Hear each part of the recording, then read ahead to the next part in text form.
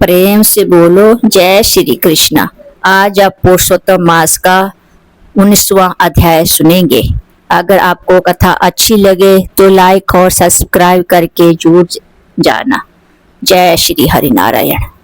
श्री सूत जी बोले, श्री नारद जी को इस प्रकार कथा सुनाते हुए नारायण जी मधुर वाणी में बोले, महात्मा सुखदेव ने जब इस प्रकार भगवान की प्रार्थना की तब भक्त वत्सल हरि बोले, हे द्विज राज, तुमने जैसा तप किया वैसा और नहीं कर सकता, किंतु तुम यहाँ नहीं जानते कि मैं किससे प्रसन्न होता हूँ। यह मेरा परम प्रिय पुरुषोत्तम मास है।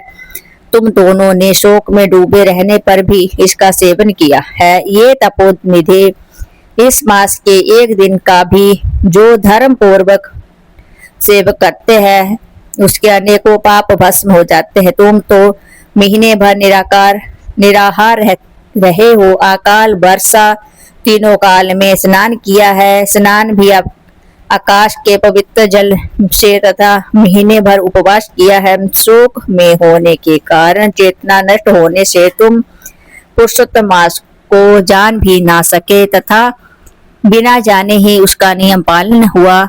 तुम्हारे इस साधन को का परिणाम कौन जान सकता है। हे तपोधन, पुरुषोत्तम मास सब श्लोकों में आता है, किंतु धरती पर ही इसका पूजन फलदायी होता है। हे वत्स, धन्य हो जो तुमने इस बार में कठोर तप किया। मनुष्य जन्म पाकर भी जो पुरुषोत्तम मास का सेवन नहीं कर सकते वह जन्म जन्म दरिद्री रहते हैं। इसलिए मेरे प्रिया इस मास का प्रयत्न पूर्वक सेवन करना चाहिए। श्री नारायण बोले, इस प्रकार कहकर हे मुनि जी, श्री गरुड़ जी भी चढ़कर श्री हरि भगवान बैकुंठ चले गए।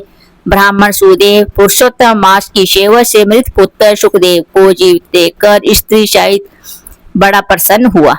बिना जाने मुझसे इसका सेवन हुआ है, यही मेरा धर्म सफल हुआ है तथा इसी से मेरा पुत्र जीवित हो गया है। इस तरह का दूसरा कोई मास नहीं है और ना पहले देखा था। इस प्रकार आश्चर्य करके वह पुत्र पुरुषोत्तम मास की पूजा व्रत करने लगे। पुत्र प्राप्त कर ब्राह्मण स्त्री सहित आनंद से रहने लगा। पुत्र भी माता पिता को सत्कार द्वारा प्रसन्न करने लगा। उस मास का पूजन एवं भगवान की स्तुति आदर पूर्वक करने लगा। सब दुखों के नाशक पुरुषोत्तम मास के नियम अनुसार अपनी स्त्री के साथ जप हवन आदि करने लगा और उसी से श्री हरि का भी पूजन होने लगा। इस प्रकार धर्म में लगा हुआ ब्राह्मण स्त्री सहित अनेकों सुखों को भोग कर 1000 वर्ष बाद परमलोक को गया। पत्नी सहित वहां सुख भोग कर तुम इस जन्म में राजा दृढ़ धनवा हुए और एवं पुरुषोत्तम मास की सेवा करने से तुम्हें रिद्धियां प्राप्त हुई है। हे राजन, तुम्हारी रानी वह पवित्र पतिव्रता गौतमी है। राजन, तुमने जो चरित्र पूछा वह हमने सुना दिया है। हे भूपाल, पूर्व जन्म में तुम्हारे सुख पुत्र जिन्हें श्री हरि ने जीवित किया वो सुखदेव नाम से प्रसिद्ध होकर 12,000 वर्ष पृथ्वी पर सुख होकर बैकुंठ गए। उन्होंने वन में तालाब के किनारे बड़ के पेड़ पर बैठकर तुमको पूर्व जन्म के पिता के नाते उपदेश दिया।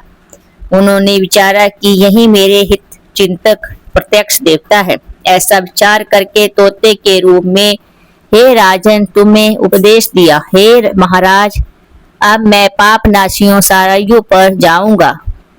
श्री नारायण बोले, इस तरह परम यशस्वी महाराज दृढ़ धनवा के पूर्व जन्म का हाल कहकर जब महात्मा चले गए तब पुण्यात्मा राजा बोला। इस प्रकार 19वां अध्याय समाप्त होता है। आगे की कथा 20वें अध्याय में आप सुनेंगे।